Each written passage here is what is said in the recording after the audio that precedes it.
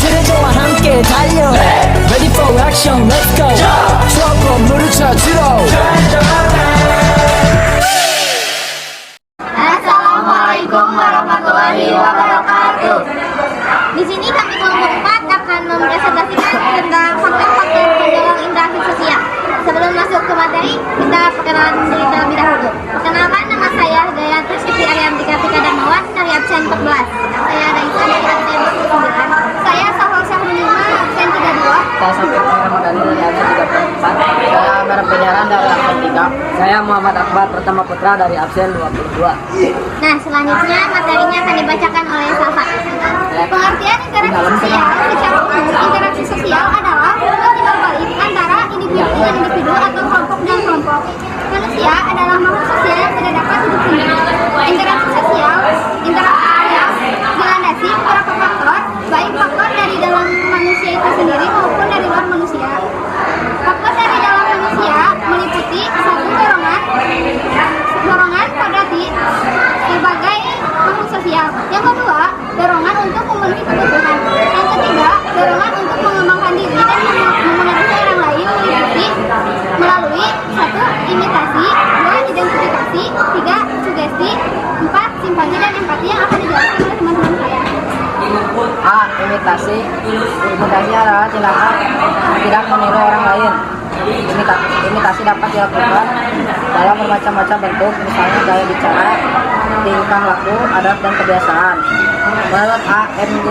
Porus, sejumlah syarat harus dipenuhi dalam mengimitasi, yaitu minat atau perhatian terhadap objek atau subjek yang akan ditiru, serta sikap mengagumi dan memahami sesuatu yang akan ditiru. Contohnya, seorang anak yang meniru orang dewasa yang menyeberang jalan melalui jembatan penyeberangan. Selanjutnya ada sugesti. Sugesti merupakan bagian dari berjalannya suatu interaksi sosial di masyarakat. Sugesti biasanya muncul ketika si penerima sugesti tidak dapat berpikir rasional.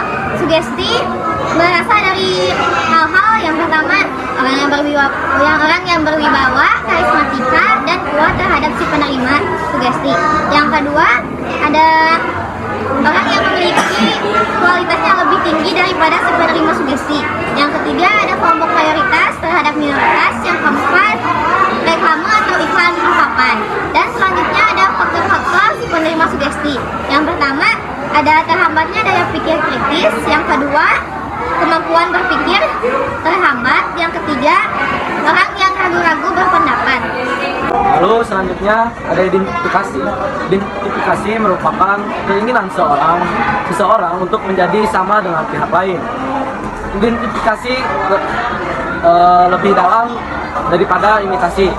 Contoh identifikasi adalah seorang anak yang ingin meniru seorang ibunya yang selalu berbuat pada dirinya karena sang ibunya adalah tipe ideal untuk menuntun jalan hidupnya. Selanjutnya ada simpati. Simpati merupakan kondisi ketertarikan seorang kepada orang lain. Ketika bersimpati, seorang akan merasakan dan menempatkan dirinya kepada orang lain.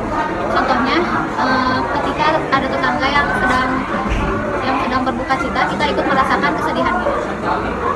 Baik, selanjutnya ada empati. Empati merupakan simpati mendalam yang dapat mengaruhi kondisi dan lintas seorang. Contohnya, seorang ibu yang ikut merasakan penderitaan anaknya yang sakit. Di samping faktor itu, di atas membahas sumber informasi yang mendasar interaksi seseorang dengan orang lain. Sekian presentasi dari kelompok 4. Maaf apabila ada salah perkataan. Assalamualaikum warahmatullahi wabarakatuh. cintaku tuh